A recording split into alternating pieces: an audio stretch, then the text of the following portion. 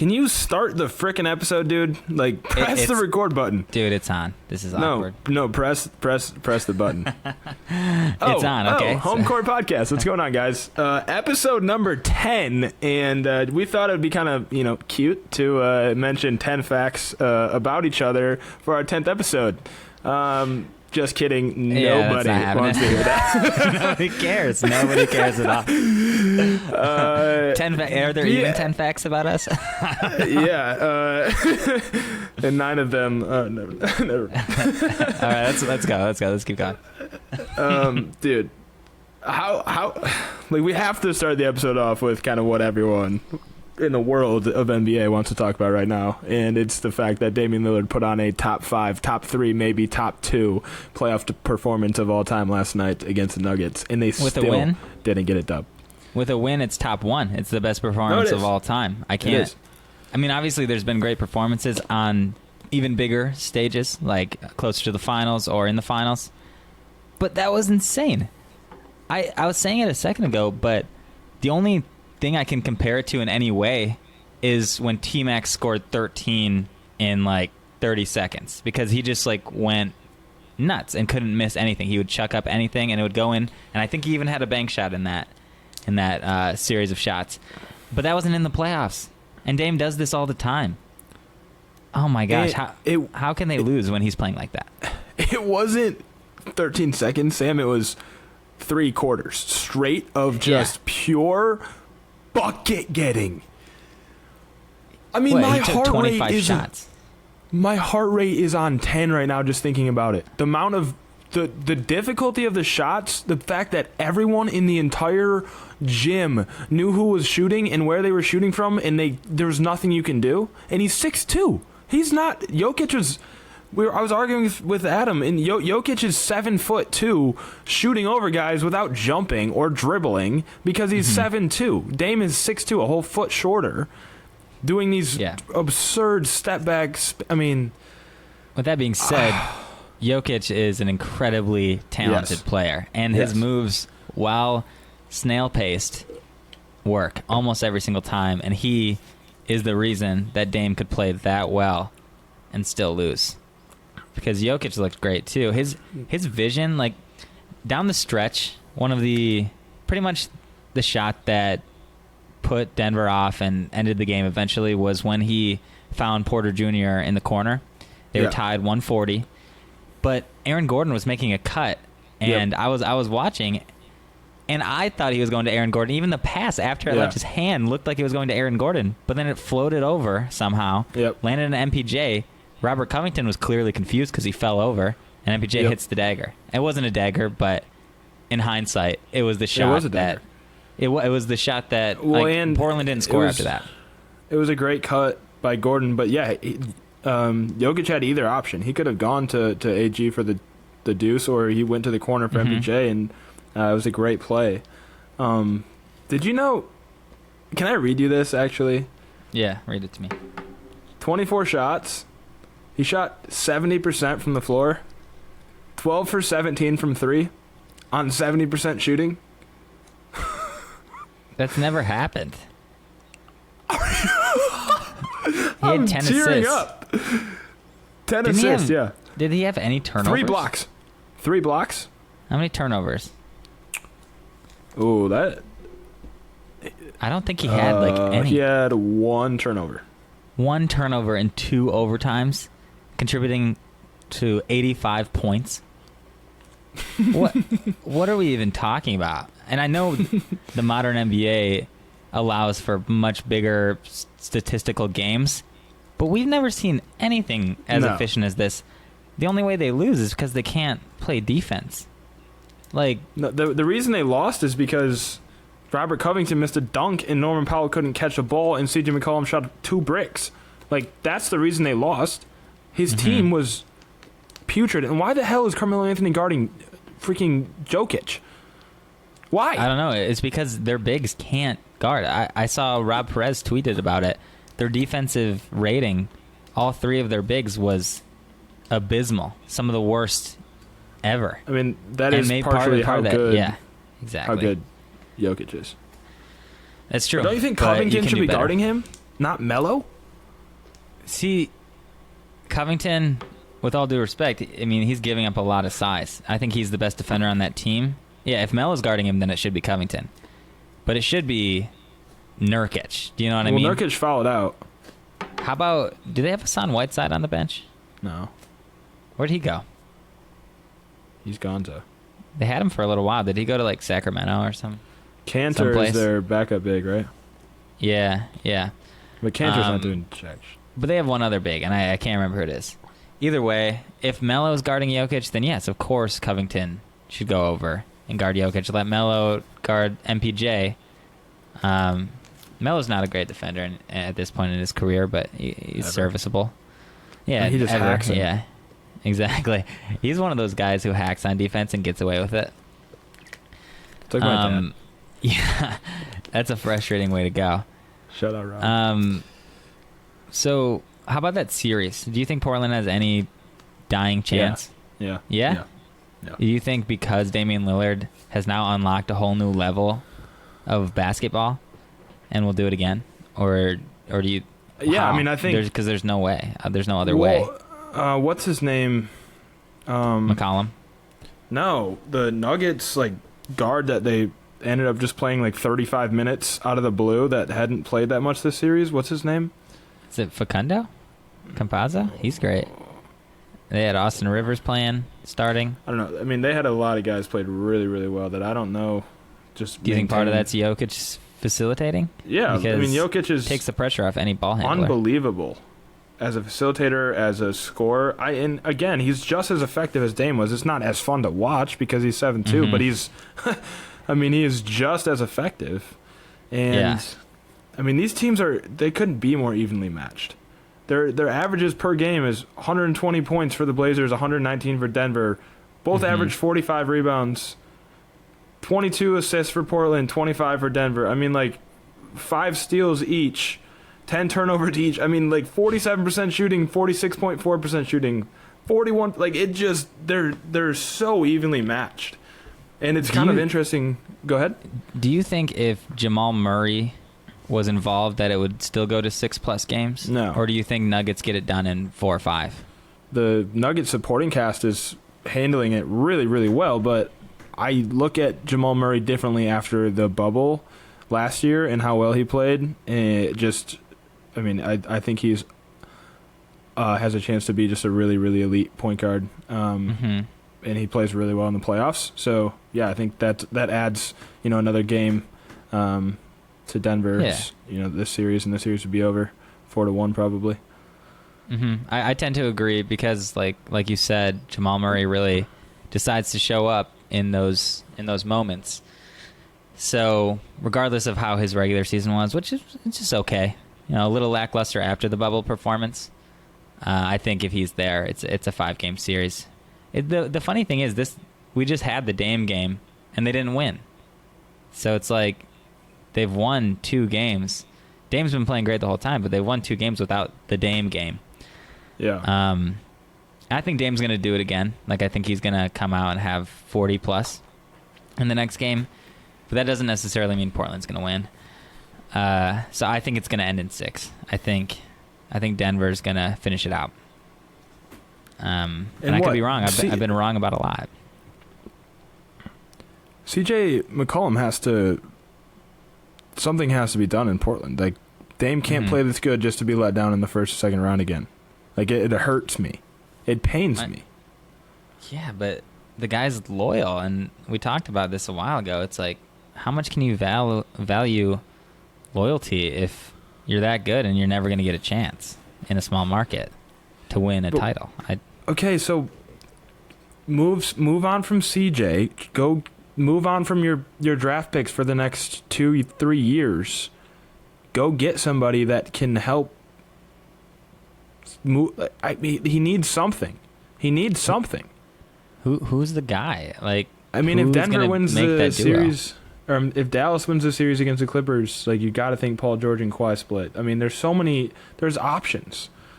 And it needs to be a 3 or a 4. It can't be another 2 guard, because CJ can leave and be better than he is in Portland. I mean, imagine Julius Randle. You say that, but Julius Randle is basically pulling a playoff P right now. Yeah, he's stinking it up. He's been terrible. So, and we don't have any evidence that he can be elite in the playoffs. But I think the downfall to that team is they don't have a guard like Dame. They don't have a guard That's like true. Chris. You know what I mean? Very true. Very true. But just coming back around to it, maybe the best performance I've ever seen. Definitely the best performance in a loss I've ever seen. I guess you could argue Devin Booker's 70, but that's just different. He shot too many free throws. I have a question for you. Yes. So, you know how I'm, as a human being, my highs are pretty high, my lows are pretty low. And your highs aren't super high, your lows aren't super low, you're more Mr. Steady. Mm-hmm. Does it pain you? And I can ask the audience this as well. Does it pain you, physically pain you, to see some of these things happen, these detriments to sports that Damian Lillard is for being loyal, for staying loyal, and for them not giving him help, for as good as he is, to not have any opportunity whatsoever? Because even when they made it to the Western Conference Finals, there was no shot. It's like, does it pain you? It doesn't pain me because I've never been a huge Damian Lillard fan. It's so hard not to be when he's doing this kind of thing. And I think he has a certain likability on being a team that has no real chance and doing what he does. But it pains me. Some of the storylines pain me more than the Dame situation, but I'm just in the mindset he can leave. The players have a lot of choice these days in what they do with their career. And I don't necessarily feel bad for him knowing personally and knowing that he knows that he has the choice to leave. I just don't think anybody would fault him for it unless he joined a Nets type team. That's the only way people would take away, and I don't think he would do that. I think he would just go to a bigger market like in New York, somewhere that can support a champion, because he can be the best player on a championship team. I think that's pretty evident at this point, yes, that Damian Lillard is good enough to be the best player on a championship team. That being said, the second best player on that team, we'll give it to McCollum, is not good enough to be the fourth best on a championship team. And that might be really harsh on McCollum, because I like McCollum. He's got a real smooth way of playing. But if you think about some championship teams. Think about the Warriors when they were doing what they were doing. That Draymond Green, I'd rather have on the floor than this CJ McCollum right now. And he was their fourth best player. So, and that's a championship team. And it's different when you talk about the Lakers last year, because that was line. Exactly. It's different when you talk about the Lakers. When you talk about the Nets, not so different. Obviously they got their big three, but then it's Joe Harris. He's so valuable, Joe Harris. And I don't even know on that team if I'd rather have McCollum over Joe. Oh, that's... No, I'm just saying because for what that team needs, they don't want somebody to handle the ball. So, yeah. No, I hear that. He's not better than McCollum. If Boston blows up like they're about to, do you think Jaylen Brown on the Blazers? Because I don't think Tatum's going anywhere, but I think Jaylen Brown possibility. Or if the Celtics get beat, or I'm sorry, the Sixers get beat, Ben Simmons. I wonder. Yes. I mean, Ben Simmons, he'd be too expensive and not maybe provide enough scoring. Mm-hmm. I think Jaylen Brown is a good shout. I like that for the Blazers. I think if they got Jaylen Brown, the next piece would be a dominant rim protector. I think it's being proven in this league that you need somebody to protect the rim, unless you're the Nets. But you look at Utah, the number one seed in the West. They have the most dominant rim protector we've seen in quite some time. Philadelphia, number one seed in the East. Joel Embiid was a dominant rim protector this year. Yeah. Lakers, Anthony Davis, dominant rim protector. All these contenders. I mean, I personally think the reason Portland's so bad is because they don't have an anchor on their defense. But if you get Jaylen Brown or a Jaylen Brown type and you keep Covington, then you can start building that defensive mentality. You can't win in a small market without a dominant defense. Think about the Pistons. No, you're right. And you go back, any small market team that's gotten it done, a lot of it was based on culture, defensive intensity, and just dumb luck to a point of like people fitting together to make a perfect situation, like the 04 Pistons, which I love the 04 Pistons. Yeah, but or an impeccable leader that can kind of bring that out of people. Mm-hmm. Like, is Dame that? Or is he more personal? Is it more personal for him? I think he is capable of that, and I genuinely just think he hasn't been surrounded by talented enough players. I mean, look at the teams that have won titles in the last 10 years. The Warriors, Lakers, the Heat teams, the Spurs teams. Like those, I mean, you got to have more. You do. And it's interesting too, because sometimes the Blazers at first glance are like, oh, that team's solid. But then when you dig into it, they're not super deep. They don't have a rim protector. Yeah, they don't have enough, and Dame can only do so much. But let's talk about Boston since you brought them up. How do you feel about the Brad Stevens, Danny Ainge situation? Do you think Danny Ainge is really retired? Do you think Brad Stevens was really like wanting to move on from coaching? What is he, 38? That's an insane thing to say. To be like, I need to move on from coaching to be an exec. That whole situation doesn't sit super well with me. I think Brad Stevens has a good basketball mind, and I think Danny Ainge is not a dishonest type of person. But it just seems like a situation where Brad Stevens wasn't getting the job done, and he got promoted for it, and now he's in charge of getting the next head coach. It all just feels super strange. What do you think about it? Yeah. I saw that today, and I was like, this is... Right? It's just... We loved Brad Stevens for 2 years. We thought he was just the next Greg Popovich. I mean, so effective, very efficient, and then it's been declining. And we're like, all right, we even said it in the last episode, if this Boston team gets destroyed, which they did, they're going to blow up the ship, and Brad will leave, and this and that. And then he gets promoted to, head of ops, and... yeah, I don't know.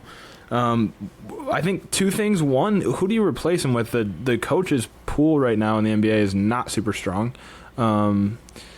And two, I'm a free agent. I'm Devin Booker with a year left in my contract, or I'm Zion down the line, or Trae Young, etc.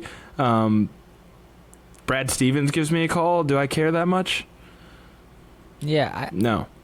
Yeah, I don't know. I don't know. But one tidbit, I was listening to Woj on ESPN, some show, and he was saying that the coaches pool could heat up after these playoffs because he thinks there could be a few coaches leaving their teams because of not succeeding, and that could open things up for Boston. And who knows? Sometimes you got to take a chance on guys like they did with Brad Stevens, and it worked out, I'd say, and for those 2 years. Spoelstra's the best coach in the NBA. There, I said it. Spoelstra's by far the best coach in the NBA.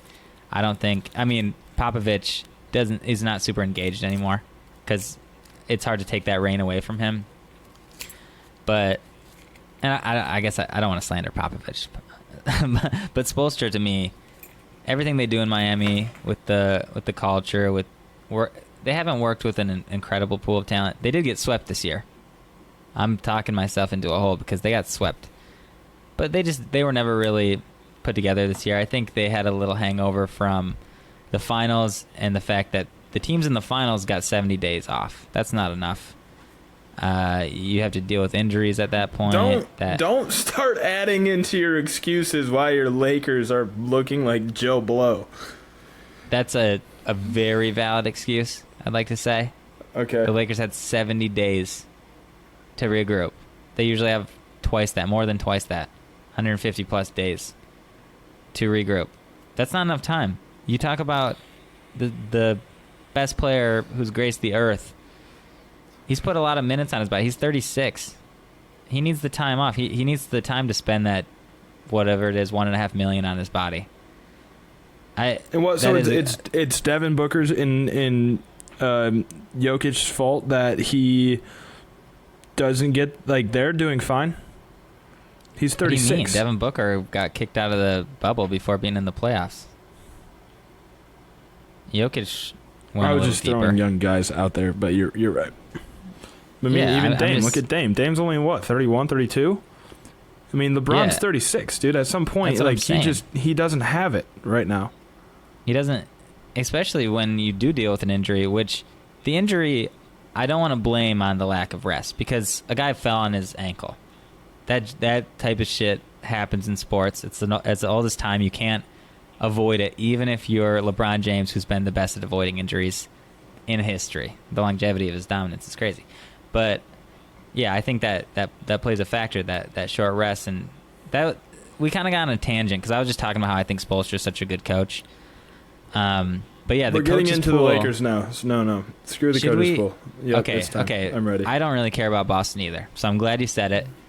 I'm sure they'll find somebody to make them a similar type of team, a 4 seed at best.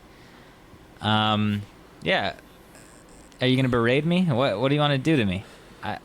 No, I don't want to berate Lakers you. are in trouble. I chose the Lakers. I know, but We're seeing now, I was right about the high ankle sprain, so you were wrong. So give me my credit, please. Thank you. But there have been moments in this series. I don't need you to give it to me. It's obvious to everyone that's ever listened to our podcast that I was right about the high ankle sprain. So pat me on my back. Thank you very much. there have been moments in this series where LeBron turns it on. Like the time Crowder in Game 3 pissed him off, he went off and the ankle looked like it was completely fine. Those were the only couple minutes that LeBron's put the 100% effort in. Yeah. How does he not think about how this could be one of his last chances to win a title and go all out? I just don't necessarily get it. It frustrates me to no end when I see these lackluster performances by the Lakers. And it's not like their defense has been terrible, so you can't blame their intensity too much.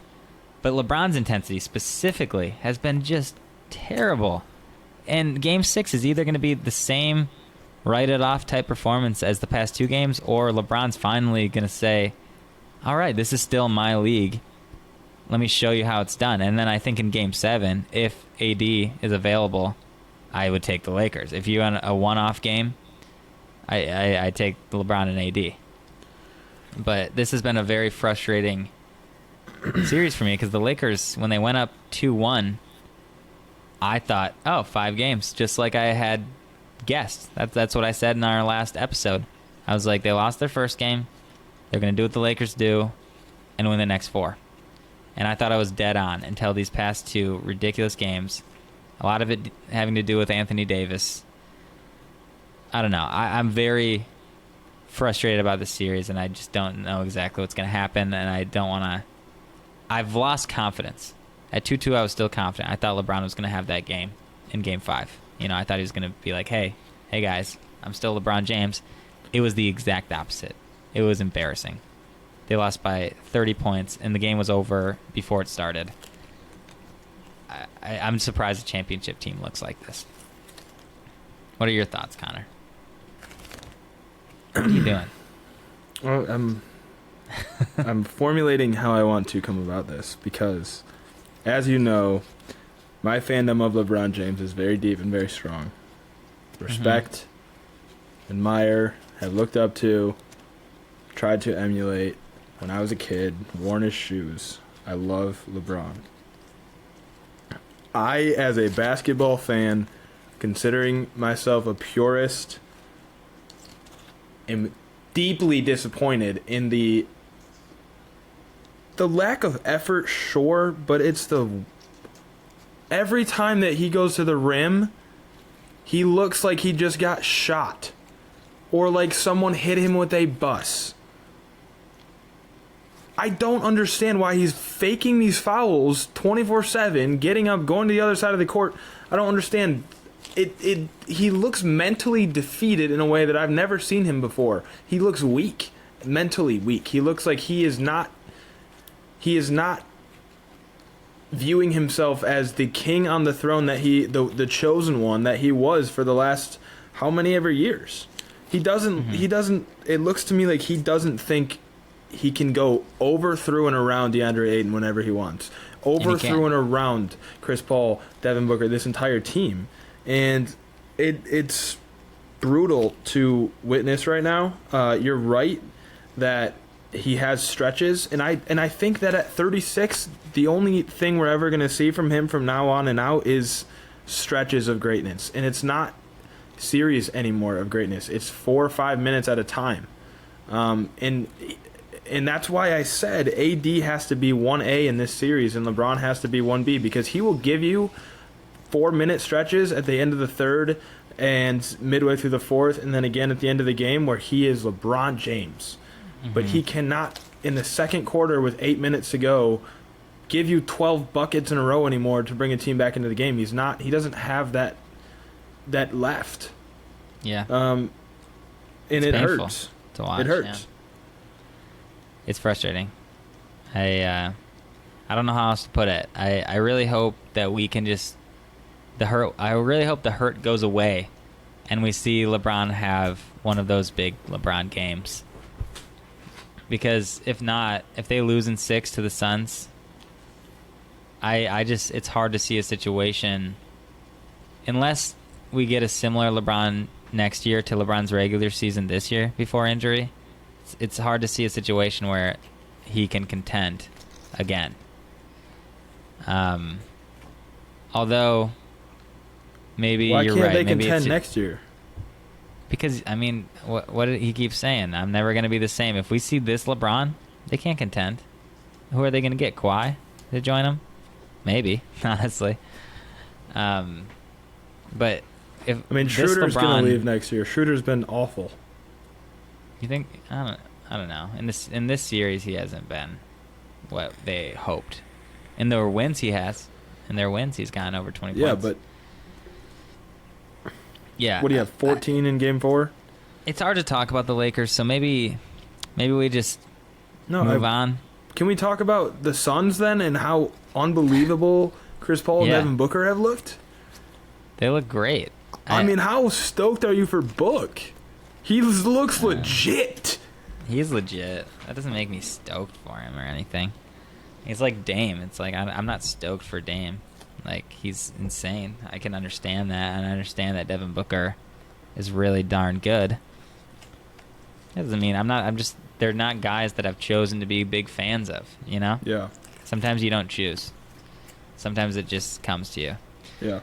But Devin Booker has been really, really superstar level. He finally has gotten a chance to prove that he was worth that $160 million or so contract that he got a couple years ago. Yeah. Because he's clearly worth it now. I mean, come on. Yeah. He's dismantling the reigning champs.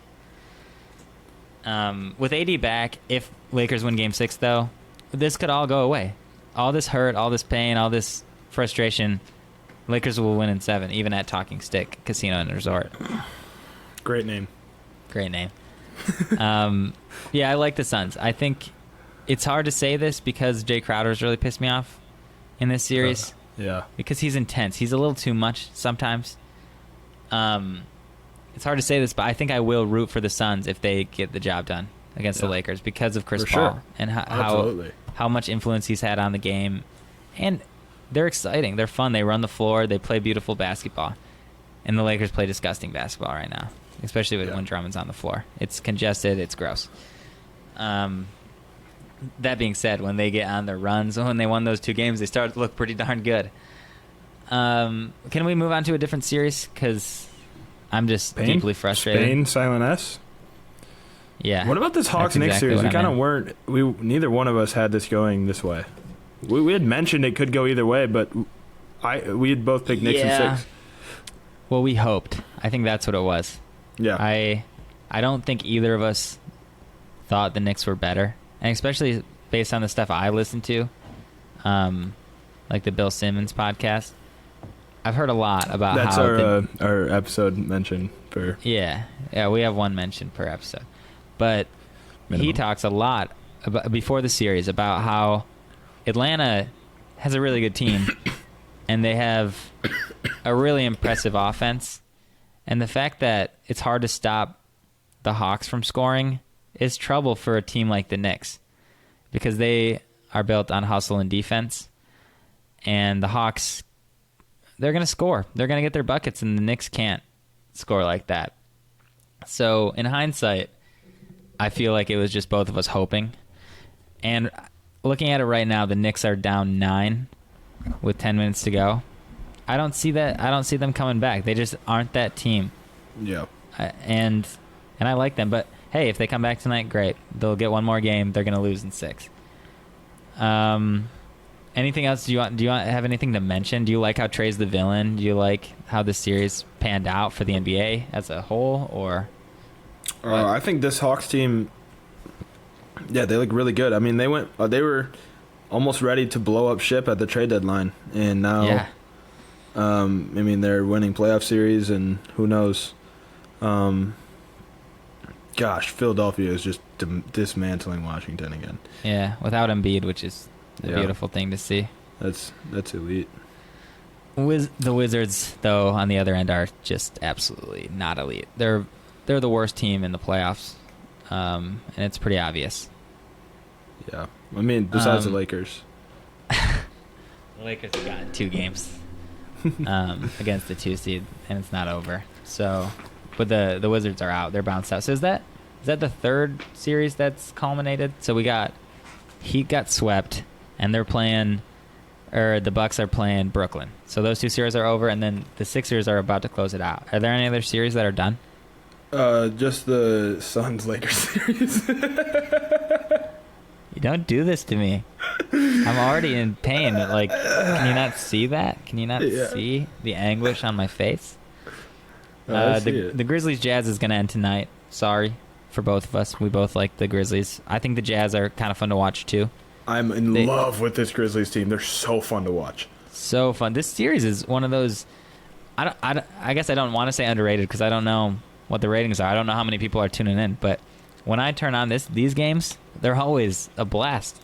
Yeah. They're really intense. They're high scoring, which is just a product of today's NBA. But yeah, it's impressive because Memphis is playing really well right now, but Utah, while Memphis is playing well, is showing that they can be pretty dominant. But yeah, I think Jazz closed it out tonight. I think Donovan Mitchell didn't really show many signs of, not being game fit. I think he's been great. I hope Ja has another huge game. I think he's on notice. I love what you said last week about Ja and about the trajectory of his career being Kyrie or Kemba, because they both take terrible shots, but Kemba's don't go in and Kyrie's do. I think about that a lot now, but it's a bummer. But the Grizzlies are going to bounce out. What do you think about that series? Yeah, I mean, Utah's just a better team right now, but I think Memphis is showing a ton of talent and what's the word people always used to describe me in high school? Stupid. That. No, you have a ton of whatever it's called. Passion. No. Promise. Yeah, it's close to promise. Yeah, they do have a lot of promise. That's the word that comes to mind for me. I think you have Memphis a ton of potential, kid. Yeah, potential. Memphis has a ton of potential. Yeah, and let's hope it pans out a little bit better. No, I'm just kidding. You're doing good. You're doing good over there. Grizzlies have promise. They have a direction. It's really clear, and they have a lot of talent like Jaren Jackson, who's going to be there for a long time, and Ja Morant, Dylan Brooks. Who knows? But that team's great. Do you want to touch on a different series because we're pretty sure about the end of the Jazz Memphis?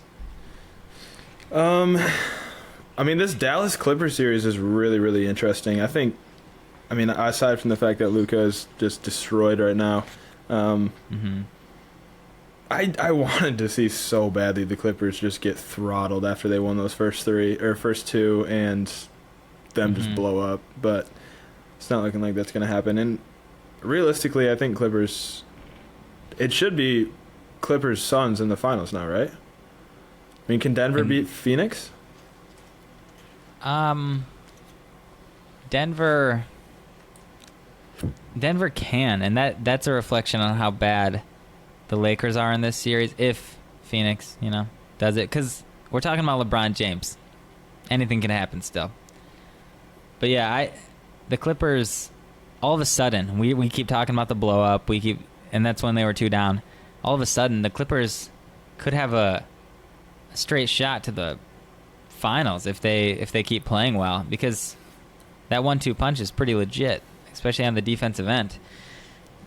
I don't know. If the Suns beat the Lakers, I really like the Suns to come out of the West. And that is another hopeful statement. That's like me wanting the Knicks to win the first round. I want to see Chris Paul in the finals and see what he can do. A healthy Chris Paul. But if they played the Nets, they're just completely going to get destroyed. Oh, that'd be a bad series. It's almost like you said that the same thing about the Lakers. I'm sorry. It's okay. No, it's fine. Yeah, but they play similarly, and the Nets just have better players. Yeah, that's true. The Lakers and Phoenix could not be more different in their setup. Yeah. And that's why it's working for the Suns. Yeah, I don't know. Back to the Clippers. Do you think who wins tonight? Who takes that advantage going into Game 6? The Clippers. Luka's not looking too hot. Yeah, when he's not looking hot, though, he's still freaking 40, 10, and 10 on 55% from the field. But he's going to need a big Tim Hardaway night. And is Kristaps healthy? Because Kristaps back, I mean, he's kind of bad for them. It's hard to say because he's their second most talented player, but when he's on the floor, I just don't know what his purpose is. Facundo Campazzo gets more rebounds than him. Facundo is 5'10". Kristaps is 7'3". You got to want it a little more than that. Yeah. Yeah, I mean, Kristaps is not the answer, but he's a piece. Yeah, and Luka doesn't care. Luka just wants to get it done. Update, Atlanta's pulling away, and I think that's it for the Knicks. Yep. Tibby will have him back. Tibby's never been super good in the playoffs, actually, which is... Is that a product of him getting there and getting the intensity out of his players, but then when it gets to the playoffs, it's like, oh, everyone's got the intensity now, but everyone else has more talent? Is that the... Well, yeah, and it's also a product of him playing his guys 38 minutes a night all year for 82 games. Yeah, you're dead on there. R.J. Barrett was one of the most minutes, and I think he played every single game. So, yeah, you're right. They're worn down. What's the deal with, we've got fans back in stadiums now. Everyone's rocking. Stadiums are rocking. There's noise. There's people. It's great. It's a good atmosphere. And all of a sudden we've got jackholes spitting on people, throwing things at players. Like, what is the deal with the ridiculousness? Why can't we just be normal? Like, we're trying to heal over here. We're trying to party. We're trying to get loud. And you got to spit on Kyrie? Are you kidding me? Dude, they're ruining it for the rest of us. Are you kidding? It's unexcusable. These people, what are you going to... How do you fix it? Do you not sell alcohol at the games? You sell so much alcohol that you can't speak or walk, let alone spit. That's the real answer. Yeah, well, we know that it's not going to come down to not selling alcohol because those $15 beers are making the stadium and the team. Yeah, they're gonna they make the organization too much money for that to go away.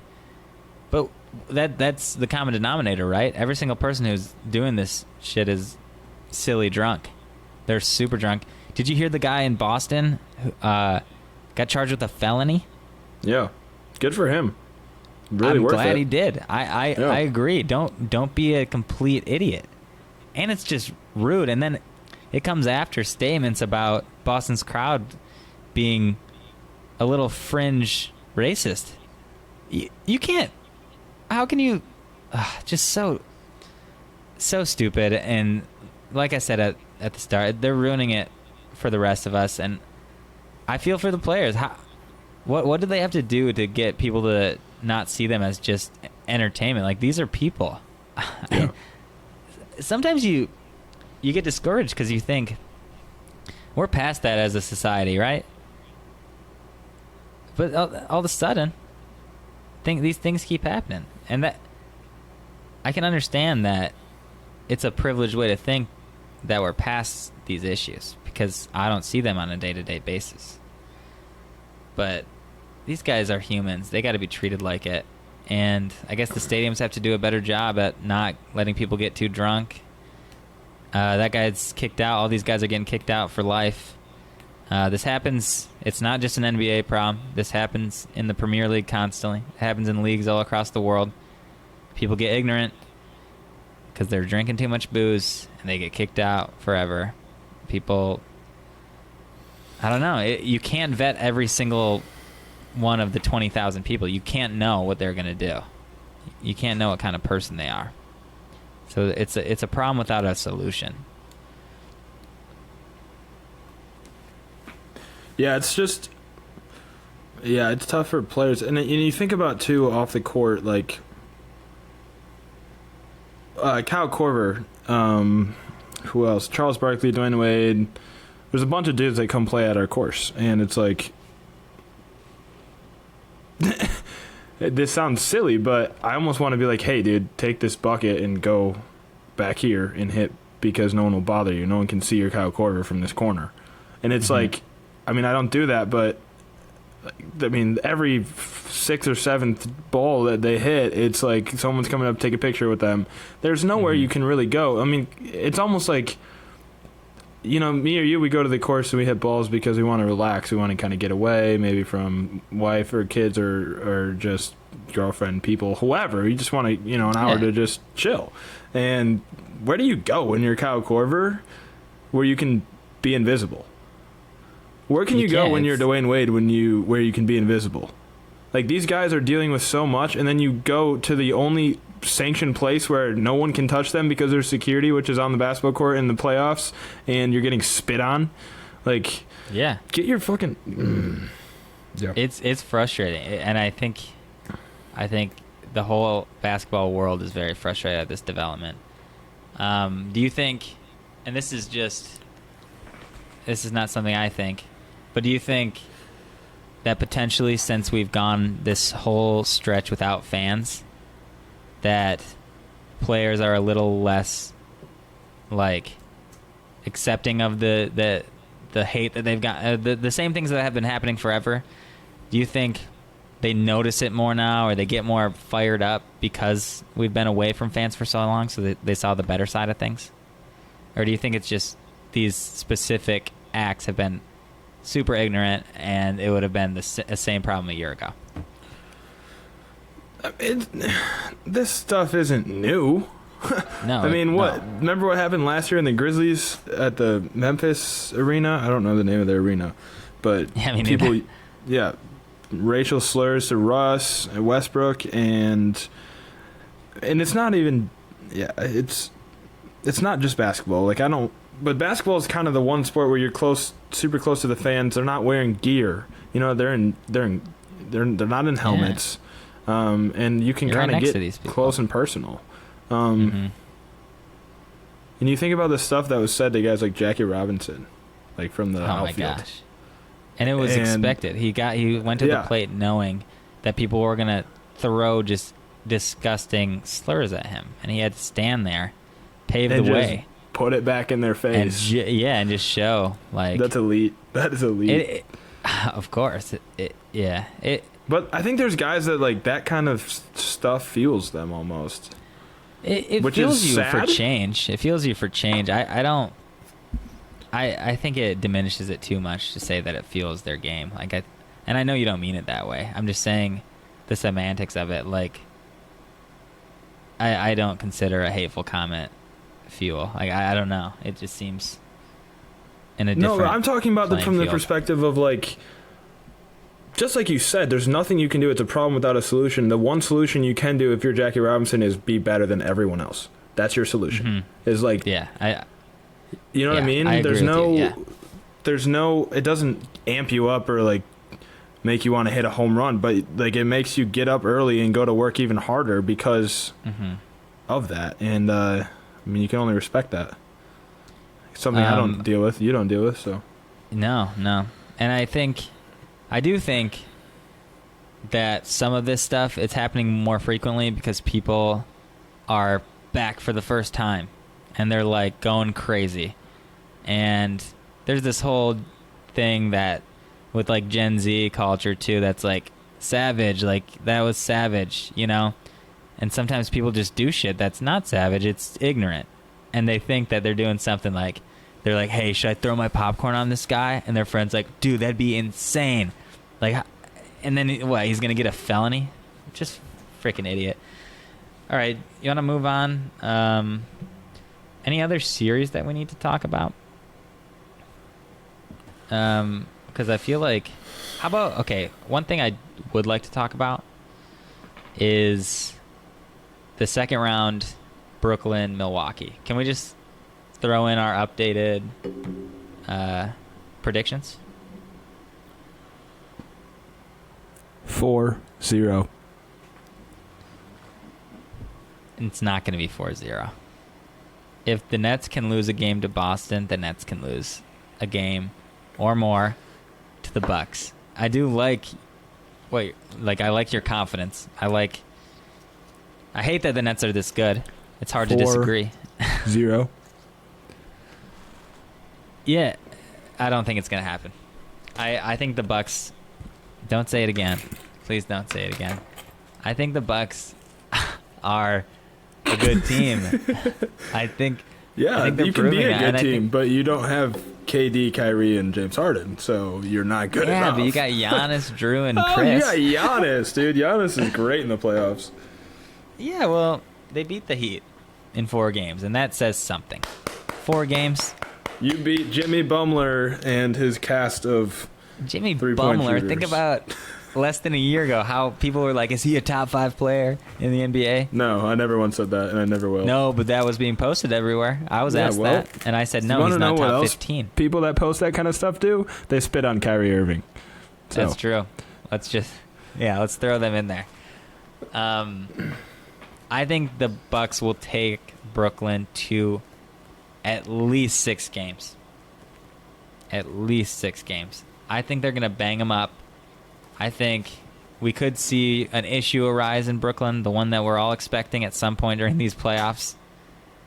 What, the issue that Giannis can't shoot? No, I'm saying with Brooklyn. Oh, we all expect Brooklyn to have one guy is out, or there's a little chemistry issue at the end of a game, because Lord knows with Boston they didn't really have to worry about that kind of thing. We already talked about how Harden, he's kind of taken the role of facilitator and bucket getter when needed. So he's not going to be an issue at the end of games. I don't think things will blow up in that respect. But things can happen. I would not be surprised if something happens where Brooklyn doesn't have all 3 guys. And if that happens, there's a chance they don't make the finals. If they make the finals, they're winning. Unless they see the Lakers. What do you think about that? But yeah, I think Milwaukee's going to bang them up, and then they're going to be in rougher shape when they see Philly. Oh, you mean when they see meniscus tear? Joel Embiid? It was minor, they said, and he's going to be playing. He's day-to-day after tonight, which they won the game by 25, so no wonder he wasn't going to push himself. That sucks, though. I really wish Embiid was fully healthy. Yeah. Should we wrap? I'm down to wrap. I feel like we were having some good conversations. Is there any shout-outs you wanna give right now? Anything you wanna say? Yeah. The Nets, just let me have a second here, because it is frustrating. And looking back on it, the Heat team, I don't need to say any more. I'm not talking about any Heat team other than the Heat team. We're similar, where it wasn't even necessarily fun to watch until there were certain series where you were like, okay. And then they ended up losing to the Mavs, and that was wild. Mm-hmm. And it's like, I think this team would destroy that Heat team. Yeah, I know what you're saying, but I think this is one of those series that's going to engage me. Even the Bucks in the second round, I think it's going to be engaging. I don't necessarily even. I think it's like, and like I said in the episode last week, yes, the Nets need to lose They needed to lose one in Boston to figure it out. They might even need to lose. Realistically, this series could go to 5. It's not going to go to 6. But realistically, they probably need to lose one in this series to continue figuring it out. And then they'll probably lose 1 or 2 to Philly if Embiid is perfectly healthy. But they're too deep. Like, Harden was just mercilessly, so efficiently, so easily giving us 25, 8, and 8. So easily. And KD didn't play great, didn't have a great series. Kyrie didn't have a great, like there was just no effort into those wins. Yeah, and every game is just one more game where they play together, because we know they haven't shared the court that many times this year. So they're just going to get better. They're getting stronger. But I just hope it doesn't happen this year. Like what happened with the Heat. They didn't get it in their first year. I hope that's the same situation, because they're going to get 1. They're going to get 2. Who knows? But I hope it's not this year. Which team do the Suns have a better chance of beating, the Nets or the Sixers?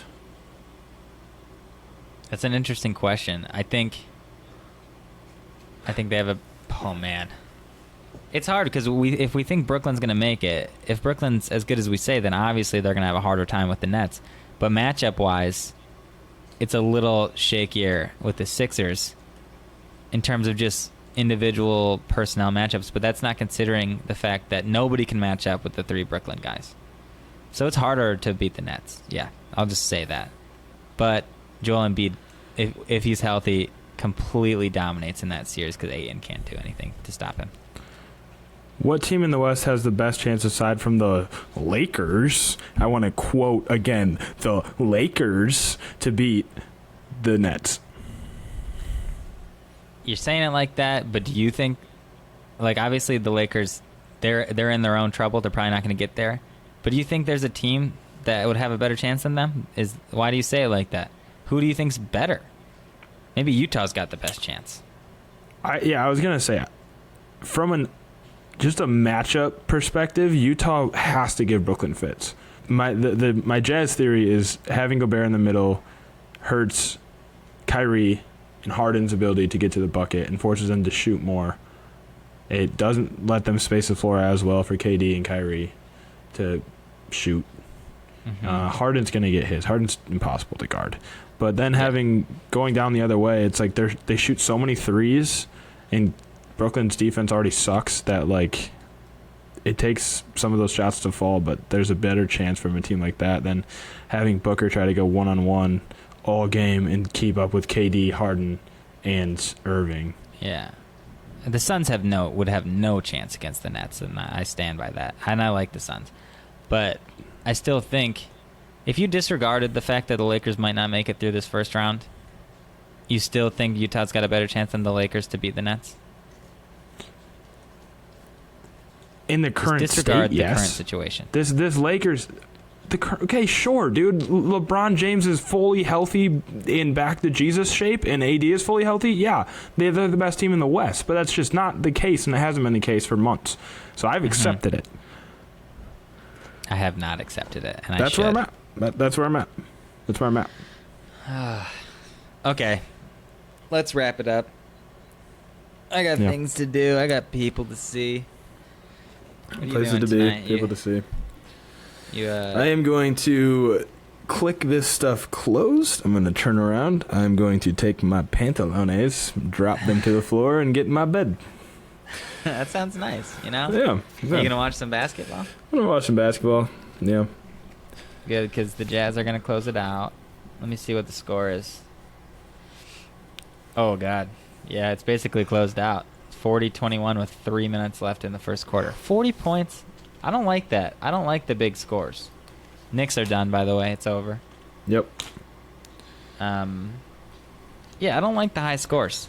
I really hope that as the playoffs progress, that we'll see some better defense, maybe little looser calls. The shot making's better than it's ever been, so it's never going to be as low as it was a long time ago, the scores, but I don't like it. I don't like seeing 120 to 120. I'd rather see a hard-fought 95 to 87.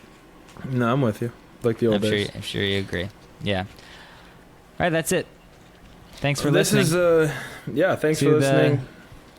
Home Court Podcast. Later.